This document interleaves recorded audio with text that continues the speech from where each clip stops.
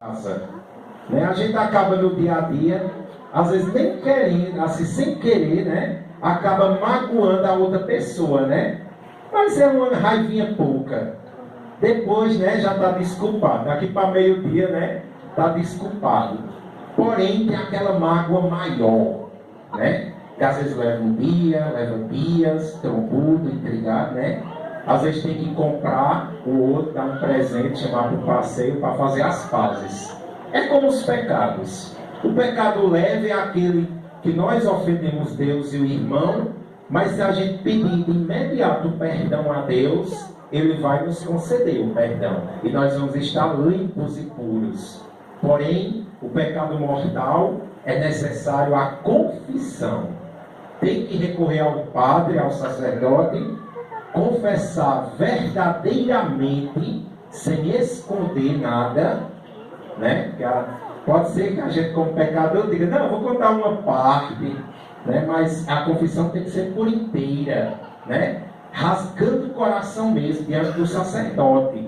E aí ele, pelo poder que lhe foi dado por Deus, vai absolver aqueles pecados também mortais.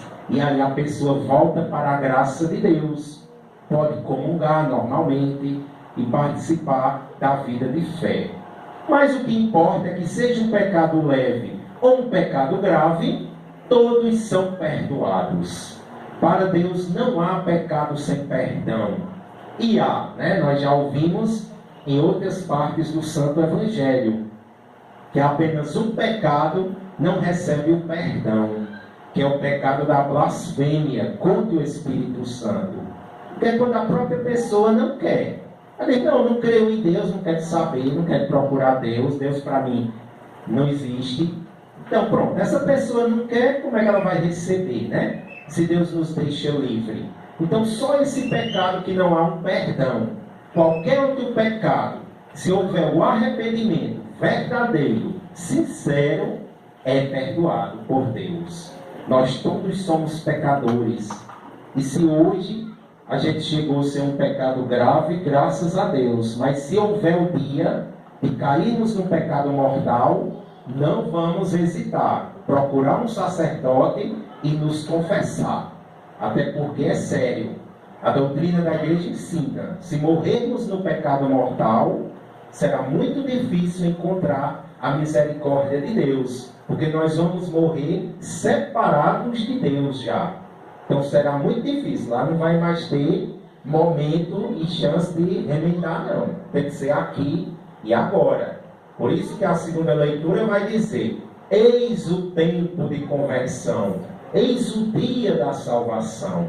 É hoje, é agora. Deus é esse Pai bondoso, misericordioso, que muito nos ama, que quer nos perdoar, que quer passar um esquecimento, uma borracha sobre tudo aquilo que a gente fez de mal, de pecado, deixar para lá e começar agora do zero, uma folha em branca com a graça de Deus, procurando agora viver os seus mandamentos. Tempo de quaresma é tempo para este momento.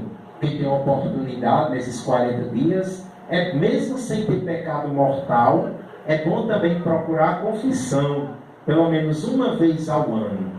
Vencer os preconceitos, né? A gente, eu lá vou contar pecado, né? E às vezes até outros absurdos.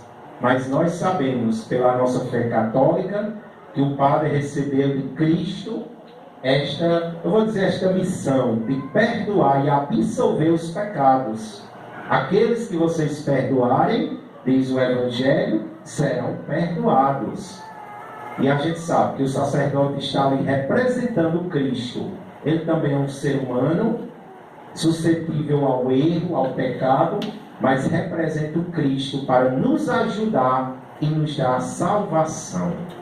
O Santo Evangelho resume o que é a quaresma em 3 palavras muito fortes, que é o jejum, a oração e a caridade ou penitência.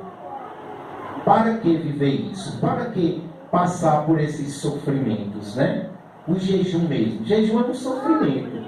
Passa aquela fome, aquele desejo, tem a abstinência da carne. Para quê? Para que a gente consiga ir matando mesmo o nosso eu pecador que está dentro de nós e a gente mostrar que Deus é mais forte que o pecado. Minha carne quer que eu corra para as panelas e enche o bucho antes da hora. Pare com o jejum. É minha carne que chama, que pede, mas meu espírito diz não, porque o jejum é para Deus, é para eu me purificar, é para eu me santificar. E a gente faz tão pouco, né?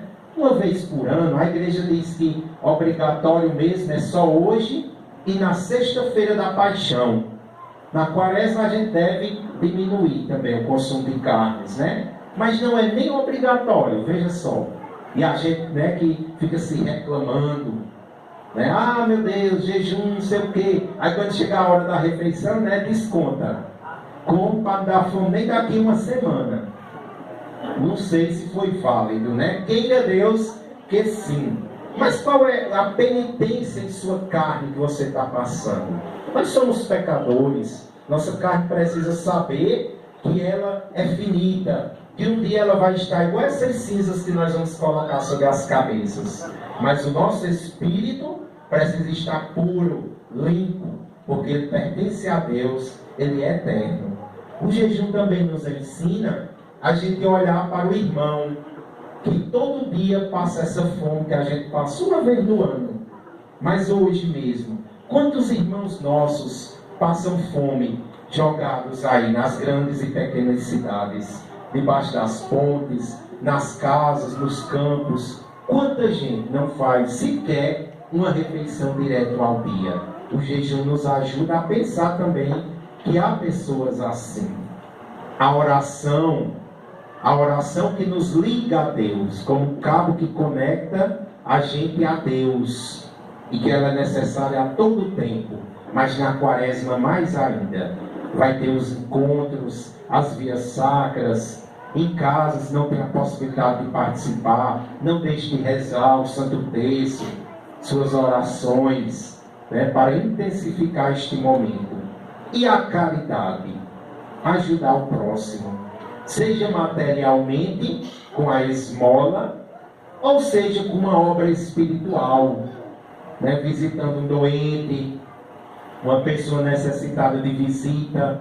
Quantas pessoas nos nossos dias estão aí carentes de alguém que ofereça um minuto o seu ouvido, né? Pode prestar atenção, tem pessoas tão carentes que quando a gente vai conversar, chega ela segura nos braços, pensando que a gente vai correr, né? Eu já tive essa experiência. Não, peraí, aí vai contar outra coisa, porque hoje em dia as pessoas não têm tempo de parar, de oferecer um momento para ouvir a lastimação, o sofrimento do próximo. Às vezes ele não quer nem conselho, né? Ele diz, eita, eu vou lhe pedir um conselho. Aí Deus te diz tudo. Quando termina, ele diz, eita, como foi bom conversar com você. A pessoa nem a boca eu abri, né? Mas ela jogou para fora o sofrimento. Isso é uma obra de caridade e grande. Quantas pessoas estão acamadas, doentes? Hoje não, né? Tem uma televisão, um rádio, aí escuta uma Santa Missa, o terço, né? Mas mesmo assim, há muitos idosos abandonados, isolados. É também uma obra de caridade. Amar o próximo. E aí Jesus nos faz um alerta para viver a oração, o jejum e a caridade. Jesus nos alerta a ter cuidado para que a gente não faça isso para ser vistos pelos outros e ser elogiado pelas pessoas. Jesus diz até assim, que a mão direita não saiba o que faz a mão esquerda. Temos que ter muito cuidado. A esmola, a caridade não é para ser vista. Nós corremos um grande perigo porque nos nossos dias de tecnologia, de rede social, às vezes até sem querer, a gente acaba ostentando um ato de caridade lá na rede social, né? Quantos gestos. Tomara que a pessoa que coloque não tenha nem esse objetivo de ser vista pelas outras pessoas, para dizer, eita, como fulano de tal é bonzinho, caridoso, todo mês ajuda tal pessoa. Jesus nos diz que isso é para os hipócritas. Se isso acontece, nós já recebemos a recompensa. Então Deus não vai mais nos recompensar. Que a caridade seja escondida para o que realmente precisa e que não vai nos pagar de forma alguma. Porque é muito fácil, né? A gente fazer o bem a quem depois vai nos ofertar. Né? Eu faço bem aqui ao meu irmão Zezinho, aí amanhã ele me chama para uma festa lá na casa dele. Qual foi a caridade que eu fiz com isso? Agora, se eu fizer para um coitado, desvalido, humilhado pela sociedade, sujo, como tem por aí, né? Aí sim, Deus vai ver e Deus vai me recompensar grandiosamente nessa vida e mais ainda na vida futura, na eternidade, que é o que nós queremos.